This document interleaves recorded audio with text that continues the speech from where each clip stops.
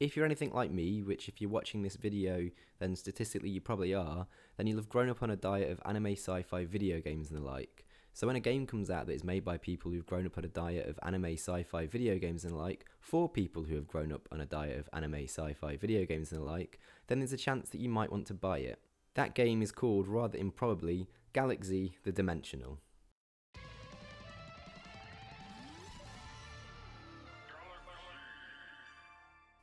And before you ask, yes, you should buy it.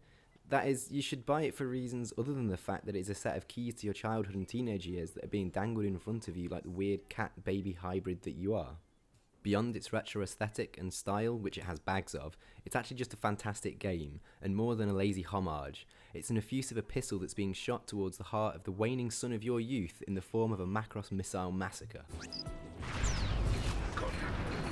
17-bit could have got plenty of mileage out of the aesthetic without letting it cut so broad a swathe through the game. Instead of stacking presentation vertically in fussy graphics and polish that weren't needed, the presentation is lateral. Everything about the look and feel of this game, from the effects on the menus, the talking head pop-ups during combat, to the way the synths in the background music have that weird analog wonkiness to them, make it obvious that this is more than just a lazy aesthetic choice. Beyond the look, they've done their best to fit the roguelike formula into something that feels right for the overall presentation. The game is divided into 5 seasons of 5 episodes each, with each set getting progressively more difficult. The escalation of the player echoes that kind of gradual increase of threat that the protagonists of those cartoons of years past underwent.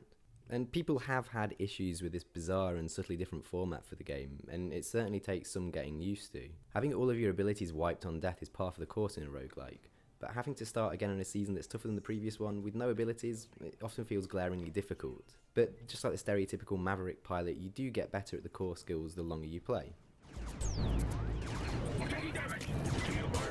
You and your empire! Better luck next time!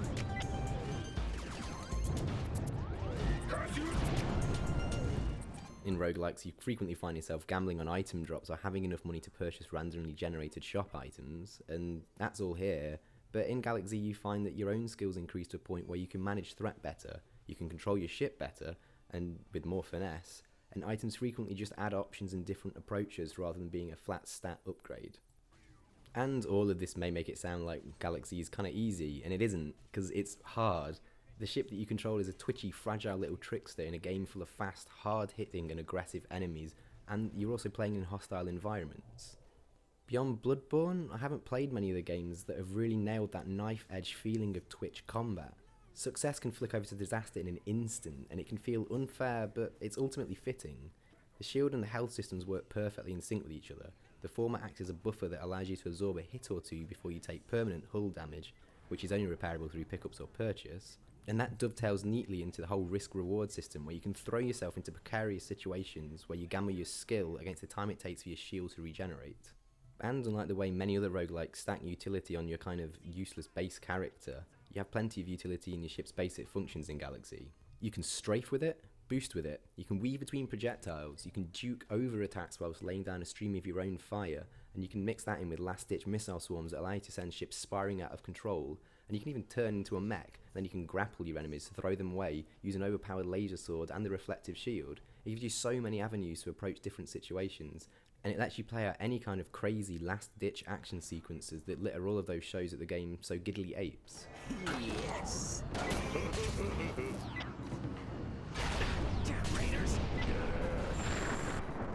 Beyond all the different functions of your ship, there are typical roguelite upgrades that make you faster, stronger, better, and there are a handful of unique upgrades that increase your melee abilities and different parts of the weapons, which feeds into a light but interesting customization system that allows you to change the type of fire, the muzzle effects, the bullet properties and so on, but it's not particularly deep or engaging. Which is okay, because there's plenty of depth beyond the items. You can use environmental hazards as part of your arsenal when you aren't blindly swinging into them. You can tease enemies into combat with each other, and if you're feeling sheepish, you also have the ability to glide silently past patrols in a kind of Serenity style. It feels at times like a mishmash of different things, a Frankenstein of both aesthetic and mechanical sorts, but through cribbing ideas from such a wide variety of places, 17-bit have managed to make something that feels utterly unique in the process. The risk-reward of combat is fantastic, And unlike most roguelikes, it isn't largely predicated on item drops and luck. It's a genuine sense that you can just get really, really good at this game and not need to buy upgrades to beat it. You know, if you're really masochistic like that. As for the overall difficulty, well, I'm no superhuman, nor am I particularly great at ignoring suboptimal strategies if they're fun, so I've not finished it yet. That said, I've put as much time into this as plenty of bigger games. The spectacle hasn't dulled yet, reversing out of the range of enemy mechs whilst jinking between lurid bolts of plasma and sending your own superheated bouncing bullets ricocheting around the corners of space corridors feels as vital and entertaining at the first minute as it does at the 20th hour. Simply put, Galak-Z is one of the keenest, most whiplash-inducing action games that I've played since Vanquish.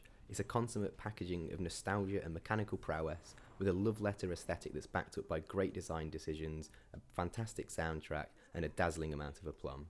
Come on back, A-Tac.